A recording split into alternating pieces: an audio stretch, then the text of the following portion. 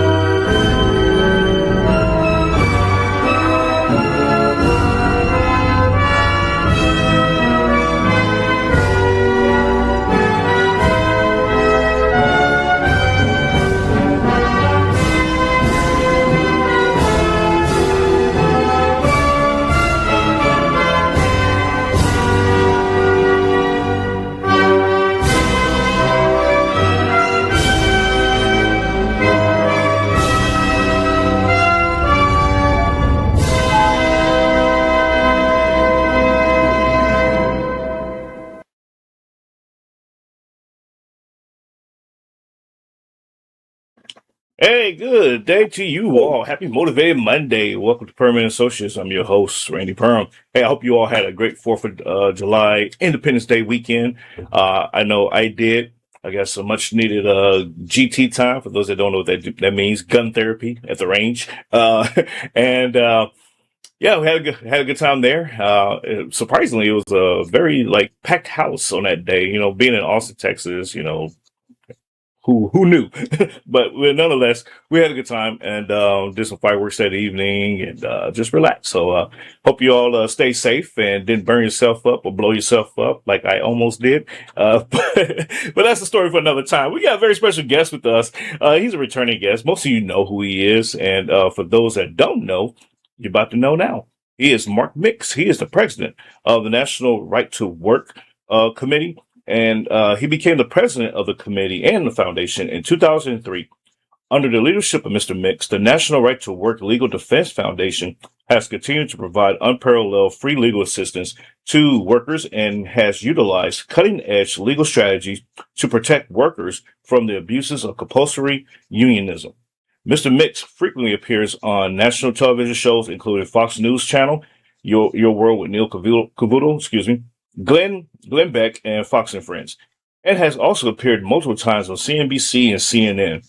Mr. Mix also often serves as a guest on nationally syndicated radio shows such as the Lars Larson Show, Jason Lewis Show, Michael Reagan Show, and the Jim Bohannon Show, and mine's Purham and Associates Show.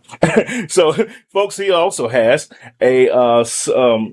writings that have appeared in national outlets such as the Wall Street Journal, Washington Times, Investors Business Daily, Washington Examiner, and the National Review. His pieces have also been featured in widely read regional publications across the country, including the Detroit Free Press, the Orange County Register, and the Detroit News. Mr. Mix is also a sought-after speaker on political technology and grassroots lobbying tactics. He often travels across the country, speaking and training participants in the political process. Mr. Mix holds a BA, a Bachelor's in Finance from James Madison University, and an associate's degree in marketing from the State University of New York. Prior to joining the National Right to Work Committee in 1990, Mr. Mix worked for several state-level right to work groups.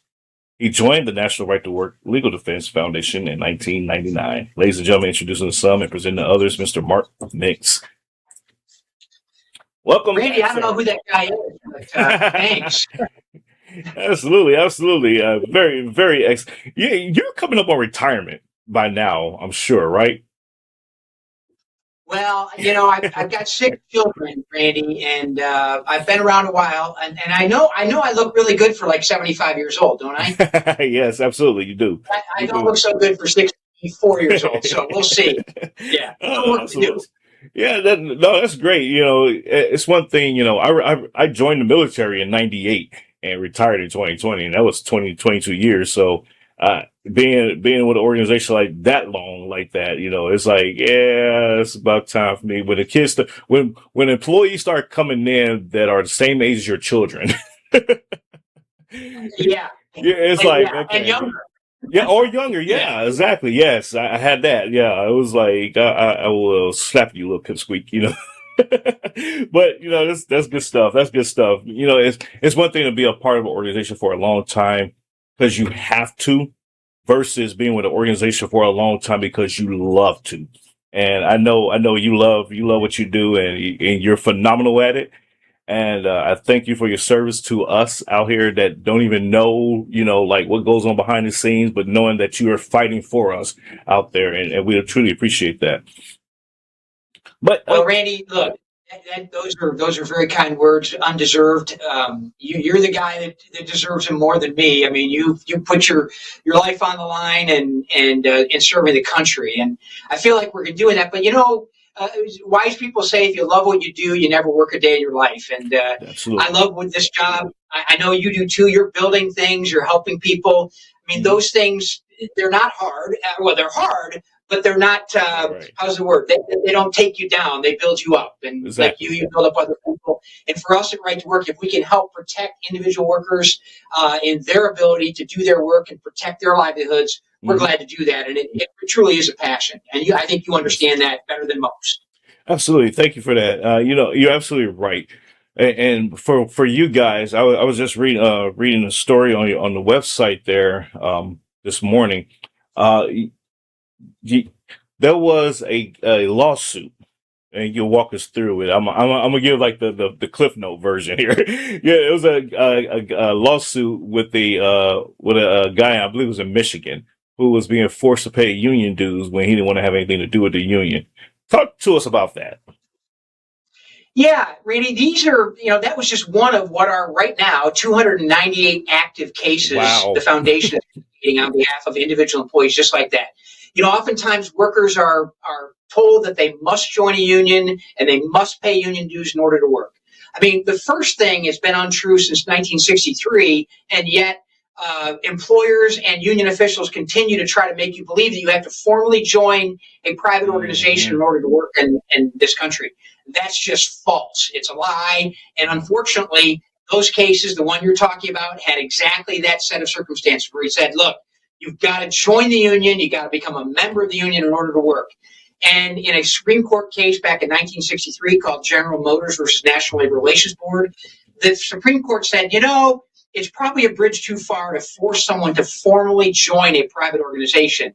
But we can make them pay up to 100% of dues in order to keep their job. So yes, you can be forced to pay someone to a union to keep your job, but you can't be forced to be a member. And so Hmm. one of the first and foremost things that we do is help employees understand what limited rights they have in the workplace like this. In that particular state, Michigan was a right to work state, but that law got repealed back in 2023 when the Democrats took control of the House by one vote, the Senate by one vote, and reelected Governor Whitmer for governor. One of the first bills they introduced, Randy, was to repeal Michigan's right to work law and force Michigan workers again to pay union dues in order to keep a job. So we sorted that out. We helped this employee, like we're doing with employees across the entire country, in I think every state, but I think we have lawsuits in every state but Hawaii right now. Mm. We even have one in Alaska, where I know you're familiar with Yeah. the conditions up in Alaska. But there's lots of work to do, and keeping workers informed and keeping the public informed about what's happened in the workplace is really an important part of our work.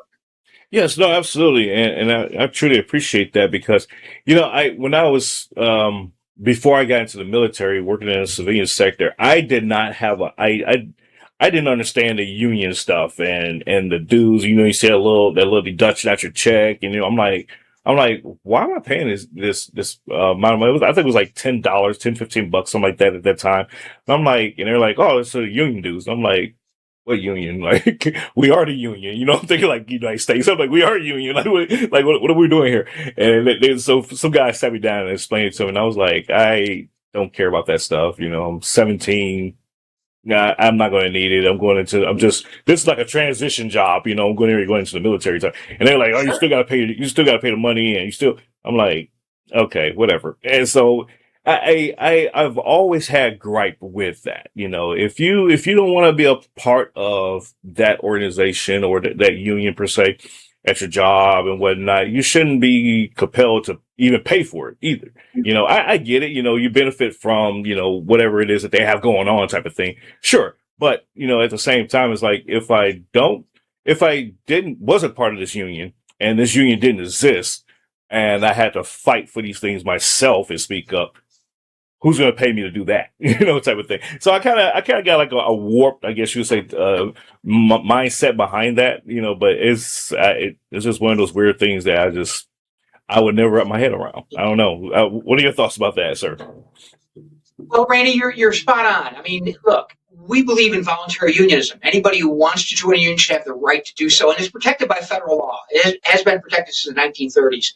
But the idea of compulsion and force has no place in that formula for empowering workers. If they want to join together voluntarily to amplify their voice in the workplace, absolutely, positively should have the right to do so. And they do in every state in the country under federal law and under state law when it comes to government sector employees. But the idea that a private organization can use and have the legislature grant them the power to force you, Randy, to be a member of a union or pay dues to a private organization in order to work is really the problem. And it's a problem that 80% of Americans believe, like you, is wrong. But yet, being right on the issue doesn't guarantee we win in legislative battles. And that's when, we have to get involved in unfortunately, the game of politics and have to deal with the polarization that you know so much about in the media and how they talk about this. I mean, you never learn about forced unionism on ABC, NBC, CBS, CNN. You don't learn about it there. I mean, so everyone thinks, oh, yeah, the labor unions are doing this and that.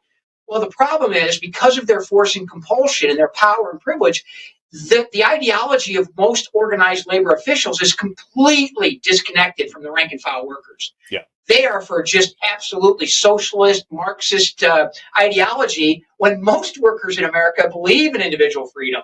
They believe in the American dream. They believe in a country that if they work hard and if they follow the rules, they can make life happen. If they can't and they feel like there's an imbalance in power, as you mentioned, Randy, get together with your coworkers and decide to amplify your voice that way. But don't compel anyone and don't force anyone into that organization if they don't believe in it and don't want to be part of it. They may come to the belief that it's going to benefit them at some point in the future, and that's great. They can join. But in the meantime, if they're producing 8 widgets an hour and someone's only producing 4, how can that guy making 4 make more money because he's been there for 20 years and you've only been there for 5? It doesn't make any sense, and it eliminates that meritocracy that should exist in the American workplace. Absolutely, yes, and very, very true. I look at it like this. I'm like, okay, that happens, got it. But the conundrum that I've also seen in just recent years, just like the last couple of years, actually, is to your point about the leadership of these unions are kind of like this cabal of socialists, and then you get the rank and file members. They're like MAGA country. I'm seeing that dichotomy going on there, and I find it interesting that more and more unions are like in this divergent of the top leaders are like, yeah, we're always going to support Democrats no matter what, and then the rank and file members, they're like, we're always going to support Republicans, type of thing. Talk, I don't know if you're seeing that as well. Talk to us about that relationship and how that I guess you could say how that works, in a workspace nowadays. Yeah, well, Randy, that's a great point. And there's a case study that happened in November of 2024. So Donald Trump won the popular vote. He won the electoral college vote, and he won the hearts and minds of a fairly significant majority of private sector union households and private sector union members. In fact, exit polls indicate that he got anywhere from 55 to 60% of private sector union members' votes. But for every $1 that Donald Trump got from labor union political action committees, Kamala Harris got 292. Now, crazy. Oh, hey, Mark, pause. I lost your mic. Can't hear you anymore. No, It's like totally disconnected. Your mic. I heard it snap. Yeah,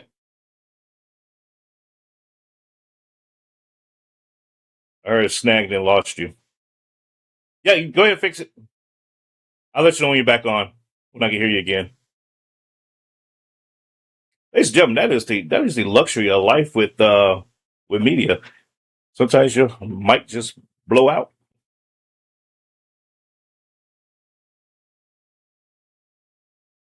But yeah, no, this is great information, folks. I truly enjoying this because yeah, no matter what's going on with a workspace that you're in, there's always some politics behind it, that's going on, whether you realize it or not. And a lot of folks that, I talk to, they say, oh, well, I don't do politics. It's like, yeah, you do. whether you realize it or not. There you go. I think I got you. Okay. Yep, you're back. Awesome. Yeah, I was just saying. I don't know if you heard me. I was just saying, like, people.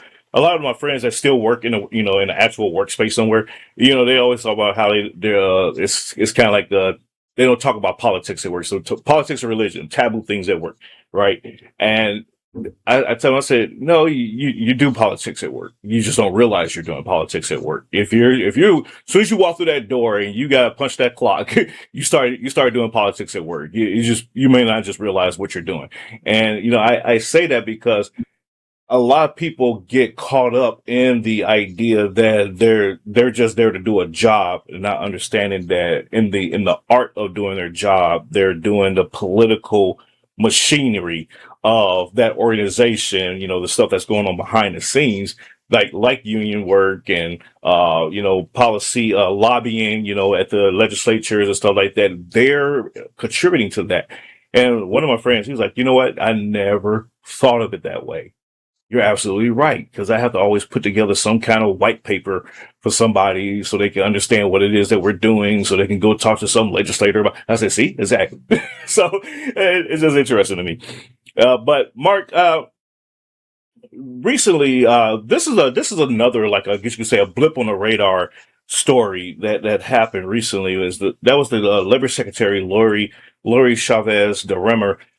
She resigned from her position amidst of a misconduct investigation, spending money, lavish trips, the rung of the mill of stuff that all these big heads in government do, and it's normal until they get caught, right? Type of thing. But that's not even the case there. The thing is, the new pick, Keith Sonderling, talk to us about his I guess you'd say onboarding coming into being the labor secretary. Is this a plus or a minus for the labor folks? Well, it's certainly a plus beyond Lori Chavez DeRemer, as you mentioned, Randy. She resigned under a cloud of investigation of all kind of malfeasance, using you said it, her travel budget, where she was going. She took her staff to a strip club for Yeah, entertainment. I that's mean, wild. you can't make that stuff up.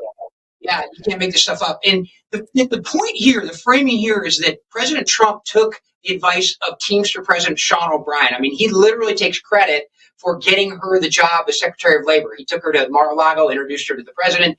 She was one of 3 Republicans in Congress that voted for a bill to repeal all the right to work laws in the country. And that would have made forced unionism the law of the land in all 50 states. Today, 26 states have right to work laws. So she literally voted to take away the rights that individual workers have in the 26 states that have right to work laws. We recommended to the president they don't do it. Obviously, the president didn't listen to us at that time. He listened to Sean O'Brien, the Teamster president, and that didn't work out very well for him. I mean, your point about it not being a big story is interesting, because I don't think any of the legacy media talked about it at all. They just said, hey, she's moving on into the private sector. And now it turns out she was at the Teamster convention, I think 2 weeks ago, and she was wearing a badge that said she's staff. Wow. Lost lost your audio again.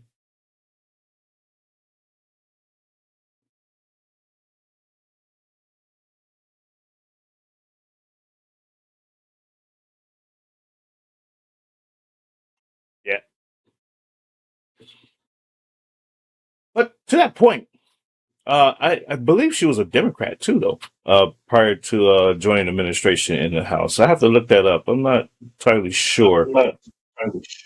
No, she was a Okay, you're back. okay. No, Randy, I'm sorry. That's really No, you're interesting. good. She was a Republican. Oh, she was. Okay. I thought I Yep. saw something about She she was was a one of Democrat. three Republicans, and I said that for the PRO Yeah, Act. But got it. Yeah. point that I was making, and I hope I didn't, I don't know where I broke off, but you know, that was a difficult thing for the president, but nobody talked about it. To your point, Randy, the media didn't talk about it. Mm-hmm. All of a sudden, she just moved on, and now it appears she's working for the Teamsters organization as a staff member. She was at their convention 2 weeks ago wearing a badge that said staff. So apparently, that's her. She resigned to go work for the Teamsters, which is not necessarily the best endorsement for someone that Trump nominated to be the Secretary of Labor. Not a bad thing. He does what he wants to do, but it didn't work out very well for him. And the new nominee is someone that's been confirmed by the Senate, I guess, 2 or 3 times now. He's been the acting labor secretary for Trump for Mm-hmm. the last 3 months, I think, and just got nominated. And he'll probably have a hearing and have a vote after the Senate comes back from their August recess. But he seems like a pretty straightforward guy. He's been there. He understands the Department of Labor. He doesn't wear politics on his sleeve like Lori Chavez Dreamer did. I don't believe that Sean O'Brien endorsed him or recommended him to the president. I think others did, and that's probably good news, hopefully. Yeah. Although we have to hold him accountable all the time, Randy, right. Always, everybody. Right. Yeah, no, absolutely. I want to get your thoughts on this interesting conundrum that America is finding itself in right now. 250 years we celebrated this as our existence, and we're now supporting Democrat socialists, and they're all about just wreaking havoc on the workplace, just in a broad scope of things. I want to get your thoughts on how their movement will affect, I guess you could say, unions, even because from what I'm understanding, a lot of these Democrat socialists are anti-union. They don't believe in like all of that stuff, or they are dicey with it. Let me put it like that. So I want to get your thoughts on them and how they're permeating our ecosystem here. Yeah, well, probably the best case study of that right now is the Mondami election for mayor in New York City. And I will tell you, Randy, that the unions were a big part of his campaign. The Service Employees International Union, AFSCME, some of the bigger public sector unions, government sector unions were certainly behind him, and they're taking credit for it. In fact, Sean Fain, the president of the United Auto Workers Union, says he's our guy. I mean, they endorsed him. Their quote unquote members went out and campaigned for him. I mean, so there's a little bit of that. And we know historically that organized labor has had problems with communists. We know that they've had leaders like the Service Employees International Union. In fact, the AFL-CIO had a president who said he was a proud member of the Democratic Socialists of America. Again, Randy, this is a result of the disconnect between union leadership and rank and file workers. I mean, this is, and this is why their force and their monopoly power is such a dangerous thing. I agree with you. I think if there's union officials in the private sector, like the building trades and the pipe fitters union and the painters union and maybe the Teamsters union, their rank and file members would be very much opposed to what these socialists who've been elected in New York and Los Angeles and Minnesota, and now the three more in New York City. I mean, they would be opposed to that. But union officials historically have been on the side of pushing that envelope, that ideological envelope to the left, farther to the left, and maybe not as far as we're at now with Mondami and some others, but they certainly have been behind the scenes pushing for this and agitating for it. And now that it's gone that far, I think, the Democrat Party is really worried about it now. And and union officials are a big part of the Democratic infrastructure for sure. Yeah. Lost you, Mike.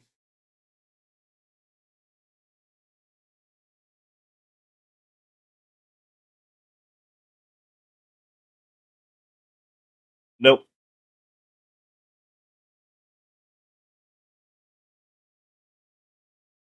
Yeah, that is a great point.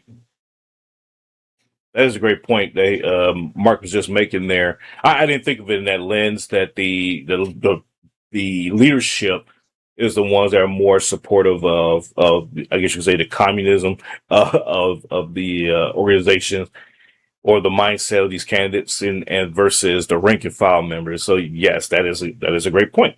I didn't think of it from that lens, but from what I was seeing, it seemed like some of these candidates are kind of like anti-work, put like that. So, well, we'll see how things turn out in November. I know they're gonna get blown out the water. I'm not worried about that, but hey, it is what it is. But as Mark gets his microphone back working again, we'll move on. But this is I had this issue last week. Some of y'all probably didn't even realize it, but my audio was like horrible. So this is all good. It's all good.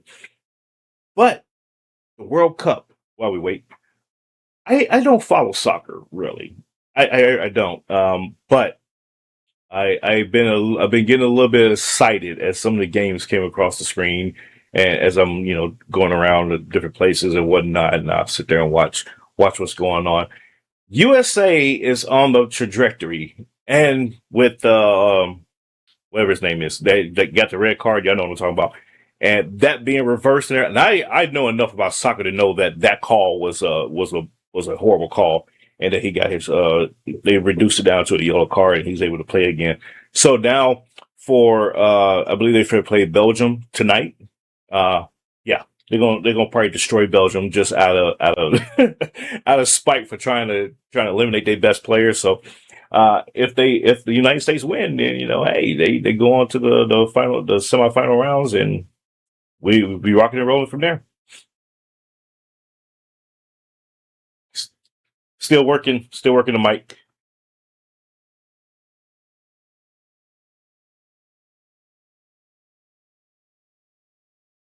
Okay, he's gonna reset. He's gonna come out and come back in. That's fine. But yeah, other than that though, things have been super busy. Just a lot going on. Not I didn't say personally, but personally, a lot of stuff going on. Just dealing with reorganizing, resetting with a lot of organizations. Okay, Randy. Yes. Am I back? You are back, sir. Okay, sorry about that. This is really bizarre. I just did a half an hour video interview this morning, and everything worked fine. So I apologize about that. No worries. You know what? You know what it is. This is why I don't get upset about when stuff like this happens. It's because we're telling the truth and we're educating the people. And when that happens, the forces of nature, the evil side of the house, works against us. They say, "Okay, cut Mike. We ain't letting them talk about this." So that's okay. You wrote a book about that, Randy. You wrote a book about that, right? Yeah. Yes. Well, kind of like that. Yeah, so that's why I'm like, yep, okay, we're over the target. That's what it is. What we're talking about is over the target, and they don't like it. So, all right, China, hey, I hope y'all in Russia, I hope y'all are having fun. But I want to jump into the public school industry real quick. They've been under I guess you would say critical assault here the last few months. A lot of them are losing students, or their enrollment has been down, and so they're being forced to close a lot of schools. And down here in Texas, I know that's been the case lately. And so the teachers unions are sending up this smoke signal that hey, it's not cool that these charter schools and private schools and the homeschooling programs is getting all this money now, to educate their kids, and we're like getting shut out in the cold. And it's like, I'm like, it's education is a business model. Either you can produce a good product and people will come to you and utilize your services, or they will find services somewhere else and you lose that business and you close. That's kind of like how I see the education domain. And I know you all at the National Right to Work, you have an initiative right now that is supporting charter schools. Talk to us about that, and how can people get access or involved with that? Yeah, Randy, this is such a great point. And it goes back to COVID. If you remember, when they went to all video education, parents across the nation got to see what was happening in their classrooms and seeing what was going on there, what they were teaching. And a lot of parents were shocked and stunned by what was going on there. And so this alternative system, the charter school system and other private schools and parochial schools have been part of the educational infrastructure for a long, long time. But I think the interest in them increased dramatically. And you're right.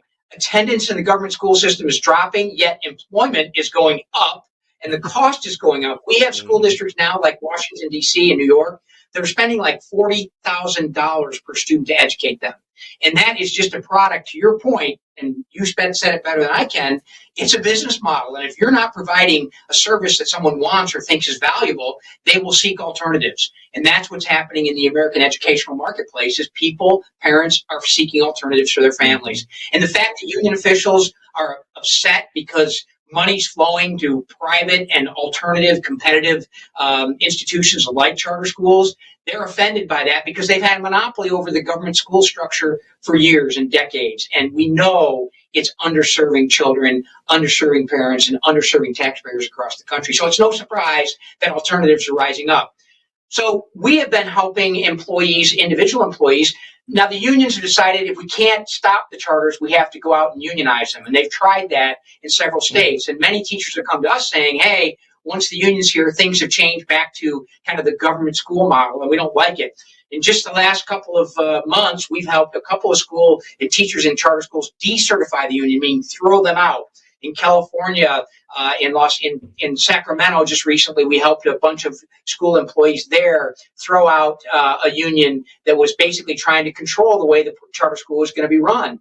We won one in San Diego, ironically, at a school called the Samuel Gompers Preparatory Institute. Samuel Gompers, for those who don't know, is the father of the American labor movement. He was the guy that was the union, the father of the AFL, and in a school named for him, the teachers decided the union wasn't serving them well and throw them out.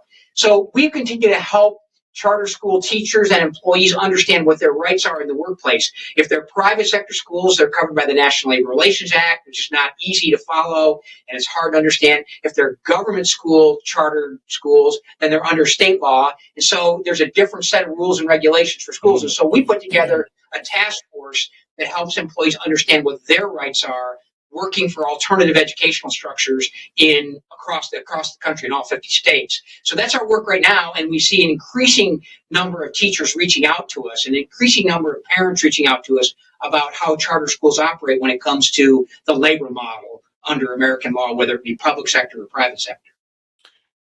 Excellent point. And I did not know, and I'm glad you mentioned this, because I did not know that the unions were trying to infiltrate into the charter school system. I'm wondering if they're doing the same thing to the private school system as well, or is it already kind of unionized anyways? I don't know. I'm kind of like, that's a wonder now, but Texas here, we just the last legislative session, we passed the school choice. And so the buzz is that, all these charter schools are starting to pop up. Even when I'm driving down 35, I'm seeing like these schools called IDEA and things like that. And these little charter schools are just emerging. And you do see like the public schools, the playground is like desolate, type of thing. The parking lot is desolate. It's like, wow, okay, this is a shift.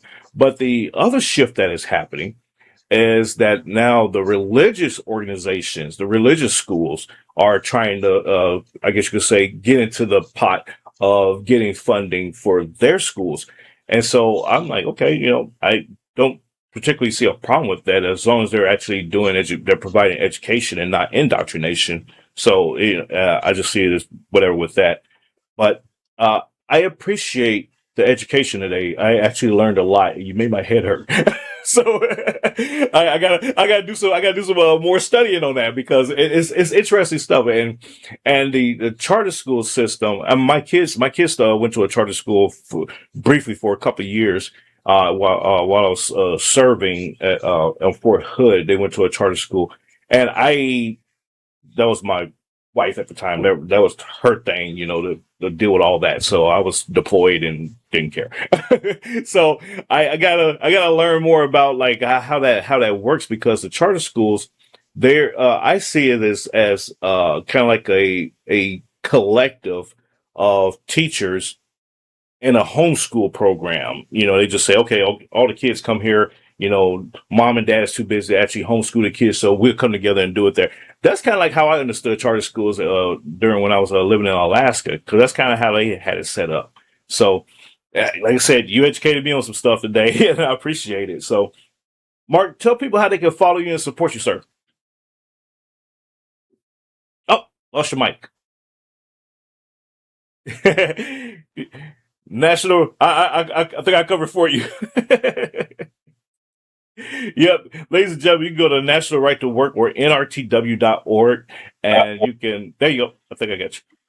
Okay, yeah. Yeah. You can NRTW.org for your legal rights. If you're interested in what's going on legislatively in your state, NRTWC, which is our committee, which tracks legislation in all 50 states and in Congress, and you can find out what we're tracking. And all of that legislation basically is about, unions trying to expand their power over workers, or some legislatures and some states trying to pull back some of that power from organized labor. So those are two good places. NRTW.org for legal rights, NRTWC.org for legislative activity.